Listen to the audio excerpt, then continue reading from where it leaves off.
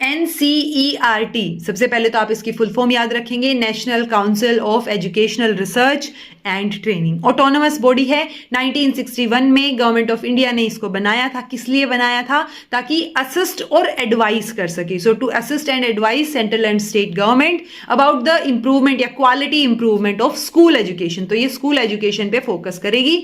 Nodal agency है ये, किसके लिए? To achieve the goal of universalisation of elementary education. So UEE को अचीव करने के लिए ये नोडल एजेंसी है। वैसे तो बहुत सारे काम ये करती है स्कूल लेवल पे, बट कई बार जो है इन्होंने मिलके बहुत सारी चीजें डेवलप की हैं। उसमें दो मेजर चीजें, ई पाठशाला हम ऑलरेडी कवर कर चुके हैं। सो ई पाठशाला को हमने देखा था, CIET और NCERT ने मिलके डेवलप किया था। ऐसे ही एक और चीज जो आपको यहां मेंशन करनी है, जो पूछी गई है क्वेश्चंस में प्रीवियस ईयर्स में, कि CIET और NCERT ने मिलके NROER को भी क्रिएट किया। कब क्रिएट किया? 13 अगस्त 2013 को, यानी ये लॉन्च किया गया 13 अगस्त 2013 को। अब ये है क्या NROER? National repository of open educational resources. तो ये फुल फॉर्म आपको याद रखनी है। ओपन एजुकेशनल रिसोर्सेज आपको यहां देखने को मिलेंगे for primary, secondary and senior secondary education levels. But अभी के लिए आप ये भी ध्यान रखो इसके साथ साथ कि जब से NEP 2020 आई है तो there is no senior secondary word.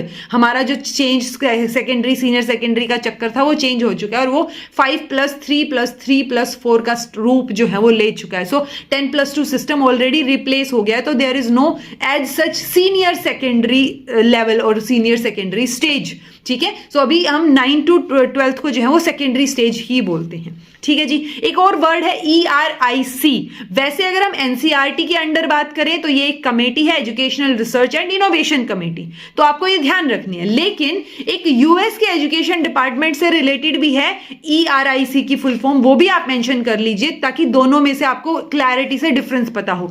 Educational resources information centre, ये sponsored by institute of educational sciences of US department of education. Okay, so ये ERIC और NCERT के अंडर जो ERIC है, जो कमेटी है, ये दोनों में फर्क आपको पता हो। नोडल एजेंसी है, वेरी इंपॉर्टेंट। बाकी सारे कॉन्सेप्चुअल फंक्शंस इसके आपको समझ आ जाएंगे, ध्यान रहेंगे जब आप स्कूल लेवल से इसको रिलेट करने की कोशिश करेंगे। जैसे NCERT की बुक्स आती हैं वो स्कूल लेवल से रिलेटेड है, तो वो इट्स लाइक पूरी स्कूल लेवल की जो एजुकेशन है उसकी क्वालिटी को इंप्रूव करना, सरकार को एडवाइस देना, तो उन सारी चीजों से रिलेटेड काम कौन करेगा? नेशनल लेवल पे NCERT, और स्टेट लेवल पे यही काम SCERT करती है। और SCERT की फुल फॉर्म भी आप यहीं पर मेंशन कर लीजिए, S से स्टेट हो जाएगा, ऊपर NCERT में सिर्फ नेशनल था। ठीक है जी। सो ये NCERT से रिलेटेड सारी इंफॉर्मेशन अपने दिमाग में बिठा के रखना।